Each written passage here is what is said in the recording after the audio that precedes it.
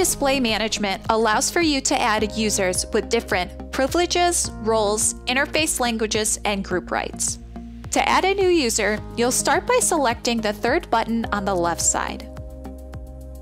Then you'll select the plus sign on the top right. From here, you'll select what kind of account this new user will have. This could be a Viso user, a Google account, or if they're connecting with a Microsoft account. For today's example, I'm going to select Microsoft account.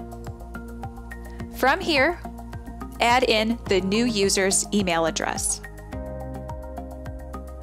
Once you have added in the new user email address, you're going to assign this new user a role.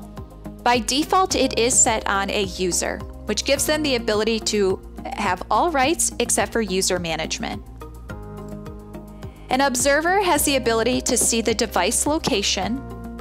An admin has the ability to have control over all parts of Newline Display Management, including user management.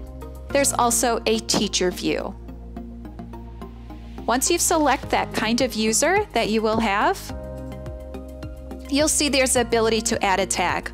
We'll talk about in another video how to add a tag, but a tag will allow for the user to only see the tags that are correlated to their account. Lastly, you can select the language that will be used on Newline Display Management. Once you have added this information, you can select Add, and you now have a new user to your Newline Display Management account.